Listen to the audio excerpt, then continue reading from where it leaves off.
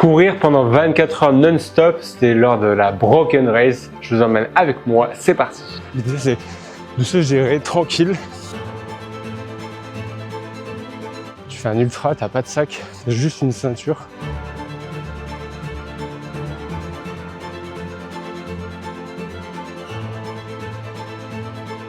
Il reste 4 heures seulement. Et je suis à 2 tours du premier seulement. Nous voici donc à Aubergenville pour un 24 heures solo, 1 km et 60 mètres de dénivelé positif à réaliser le plus de fois possible en 24 heures. Donc ça va être très sympathique, nouveau format pour moi que je ne connais pas du tout. Donc voilà, je vous emmène avec moi pendant la course. Donc là il est 8h15, on a failli pas prendre le départ. Bon, le départ est dans 45 minutes, mais l'Airbnb où je loge avec ma femme, j'ai bloqué la clé dans la serrure avant de commencer la journée. Donc pour l'instant je suis tout seul. Il y aura donc Elsa pour mon assistance tout à l'heure, mais pour l'instant elle essaie de se débrouiller avec l'Airbnb pour essayer de débloquer un petit peu la porte. Voilà, des péripéties avant de commencer. Ça s'annonce magnifique cette journée. C'est parti. La Broken Race, c'est quoi? C'est une course au profit de l'association One Milia qui va justement aider Lia, une enfant atteinte d'hémiplégie alternante. Donc ça fait vraiment une motivation supplémentaire, j'ai envie de dire, de courir pour quelque chose qui compte vraiment. Donc la boucle fait pas tout à fait 1 km finalement, elle fait 780 mètres plus 38-39 mètres de dénivelé positif. Donc l'idée ça va être de faire un maximum de tours, un maximum de boucles pendant 24 heures pour faire un maximum de kilomètres et de dénivelé. Allez, on est à 2 heures de course, on fait un petit point. Ça se passe plutôt bien. Là, il y a le 24 heures solo, 24 heures en relais. Il y a également une course de 30 boucles qui a démarré à 10 heures. Donc, tout le monde va pas au même rythme. Donc, c'est marrant, on fait que doubler, se faire doubler. Donc, c'est original.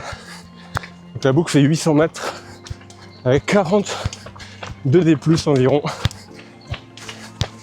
Donc, voilà, ça cavale. Et on en est à 19 km en 2 heures et 942 D+. Donc on est plutôt en forme, donc ça c'est cool. Donc l'idée c'est de se gérer tranquille, de pas s'affoler. Et on va continuer comme ça.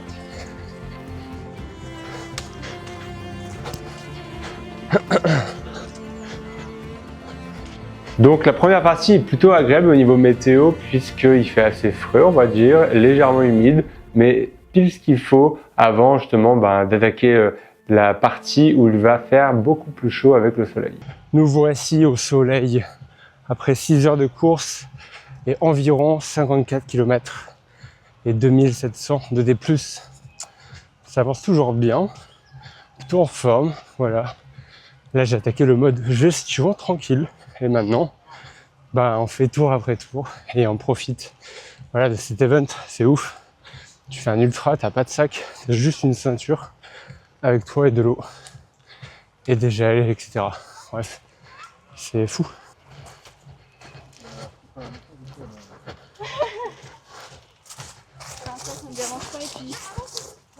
Pardon.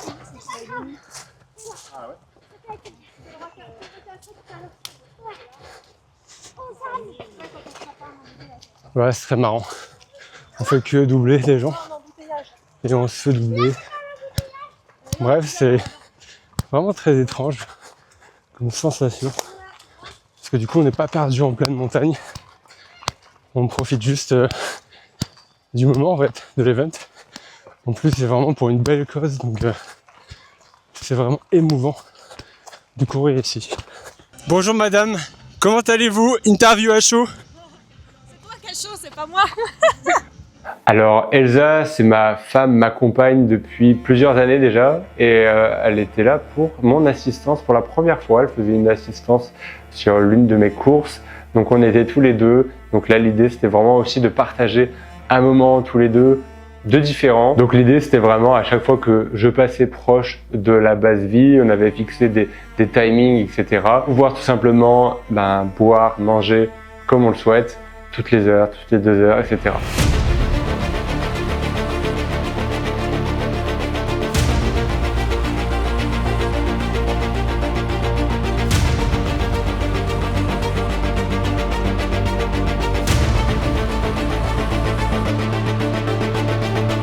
Nous voici à 10h30 de course.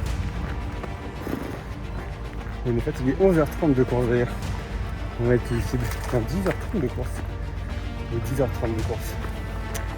Donc là, on va arriver au 91e kilomètre. Ça avance quand même bien. Là, l'idée, c'est vraiment d'être en économie. Parce que quand même, un peu de fatigue, faut pas déconner. Donc on va voir step by step. Là il fait frais, le soleil s'est couché.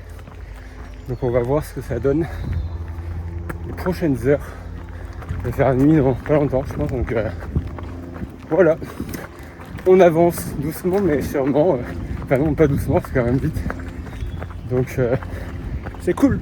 Donc je crains pas forcément le chaud, mais là il faisait plutôt chaud au niveau de l'après-midi. J'en ai parlé même avec d'autres coureurs qui disaient qu'ils avaient eu un coup de chaud pendant l'après-midi, donc je n'étais pas forcément le seul.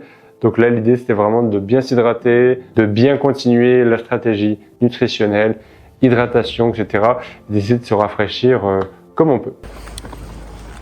Allez, on est à 15h20 de course pour bientôt 124 km. Putain, je suis défoncé quoi. Ah, ça fait mal. Tourner en rond là. Forcément il y a un côté mental un petit peu. Physique, on essaie de pas accélérer, de pas ralentir, d'être toujours à l'allure juste plus ou moins, mais bon. Il est minuit et demi. Voilà. Beaucoup de kilomètres déjà. Donc fatigué, hein, donc on va s'adapter au mieux. Voilà. Tenir jusqu'à l'aube. C'est l'objectif.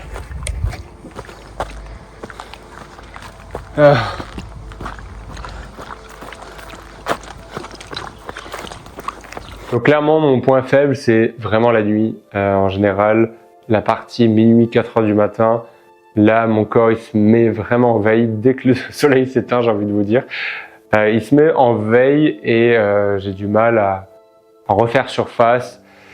Je perds un petit peu en lucidité également, donc je le sais d'habitude, je l'ai pas forcément totalement anticipé cette fois-là, et donc j'ai creusé petit à petit mon tunnel de fatigue dans ces heures-là. Donc j'avais un peu de mal à manger, combiné donc à la nuit. J'arrivais à me forcer quand même, mais je commençais que j'avais de plus en plus de fatigue parce que aussi j'avais de moins en moins d'énergie qui rentrait.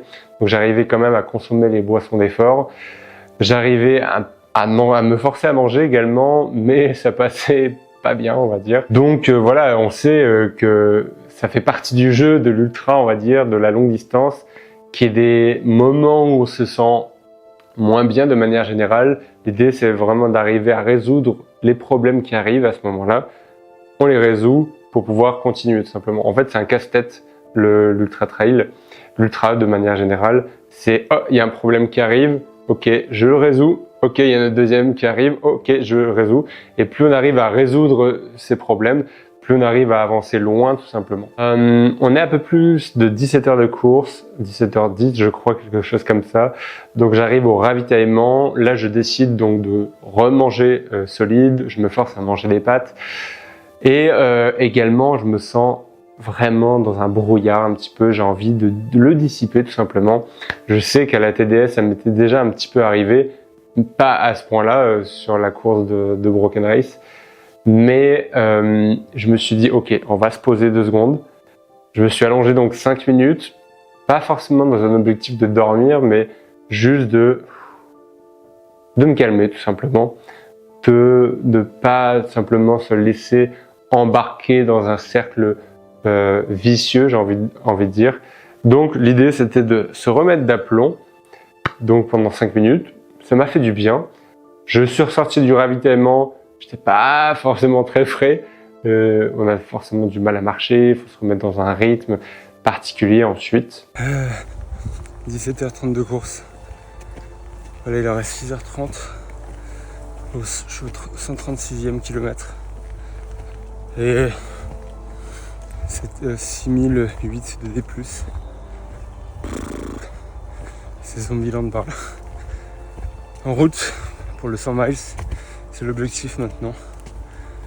Donc c'est cool. C'est marrant comme truc, mais putain, c'est chaud. 2h30 du mat. Je suis détruit. Regarde le sourire quand même. Le smile toujours. Mais je suis détruit. Mais un pas devant l'autre, jusqu'à la ligne d'arrivée. Donc peu après, le premier et le troisième me doublent. Plutôt, ils avaient l'air plutôt à l'aise. Et bon, je n'étais pas forcément là dans un but de classement ou quoi que ce soit, mais j'avais commencé à regarder un petit peu parce que on me le répétait régulièrement. Donc de regarder un petit peu le classement. À 15 heures de course, j'étais à 23 tours d'avance sur le troisième. Je me suis dit, cool, on va essayer de maintenir cette position. Le premier avait, genre, je sais plus combien de tours d'avance, mais voilà, c'était vraiment pas du tout dans mes objectifs de le rattraper. C'était au moins de laisser le troisième derrière plutôt loin. Et quand il me double, ça m'a fait un peu un déclic en mode, ok, s'il me double, ça veut dire qu'il vient de me rattraper d'un tour. Et je regarde sur le classement, il m'avait rattrapé 7 tours en 2 heures. Parce que je n'étais pas hyper bien, je me suis posé longtemps au ravitaillement, une vingtaine de minutes même d'ailleurs. Enfin même 10 minutes à 15 heures et 20 minutes à 17 heures. 30 minutes en 2 heures, je me suis posé. Donc j'ai perdu beaucoup de temps. Là, ça m'a fait un déclic en mode, ok, on va se bouger un petit peu. Il reste un peu plus de 6 heures. Si je continue sur ce rythme, il va me doubler. Donc là, je décide de me remettre dedans, remettre les idées au clair, et on est reparti. Mais un scénario auquel j'étais pas forcément préparé va se produire. 20 heures de course. Plus que 4 heures de course. C'est dingue ce qui arrive. Un peu de fatigue. Il reste 4 heures seulement. Et je suis à 2 tours du premier seulement. Est-ce qu'on ne serait pas petit à petit en train d'aller chercher? J'étais à 10 tours il y a 2h20. Donc là je vais rattraper 8 tours. Donc on va voir ce que ça donne. Je suis cramé, je suis pété, mais on va y aller cool. Et on va essayer de pas péter jusqu'au bout.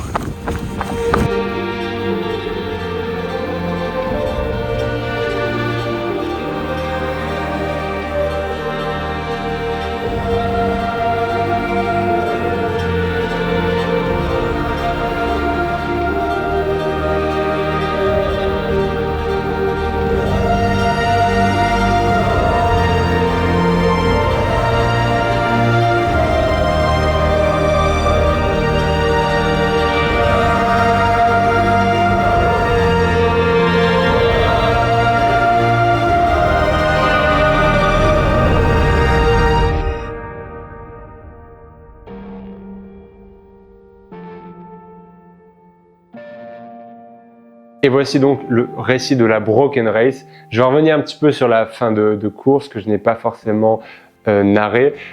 Alors comment ça s'est passé la fin de course, comment je suis repassé, comment je suis passé premier tout simplement, et comment j'ai gagné cette course. Alors dans les 4 dernières heures, donc le premier au moment de la course, donc s'arrête puisqu'il avait des problèmes de releveur au niveau du pied. Donc une gêne qui était vraiment trop importante pour pouvoir continuer, de ce que j'ai cru comprendre. Donc ça m'a permis de le rattraper, ça m'a permis de le doubler. Et donc comme il ne continuait pas, j'ai juste maintenu l'écart avec le poursuivant derrière moi pour pouvoir aller gagner la course. Il restait 3 heures de course. J'avais beaucoup trop de tours d'avance. Je savais que j'avais gagné. Donc j'étais plutôt en mode je profite. Je suis pas en dilettante, mais j'étais cool. Voilà, on profite les 3 dernières heures. J'ai pas du tout forcé les 3 dernières heures. J'étais vraiment en kiff total, tout simplement.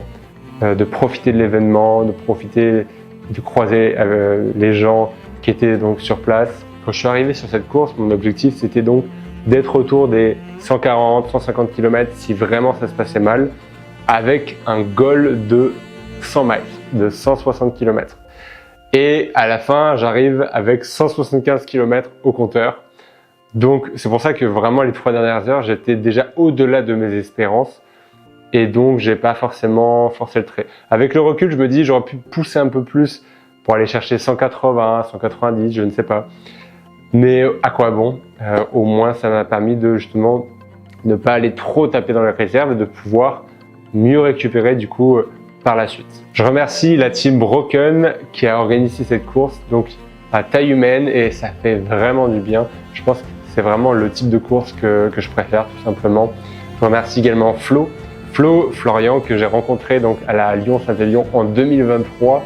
On s'est recroisé même en 2025 et voilà qui était là donc sur la casquette organisateur et non coureur cette fois-ci. Ça m'a fait plaisir du coup de participer à cet événement également pour ça. Également évidemment comme je disais en préambule de courir pour quelque chose, pour courir voilà pour One Milia.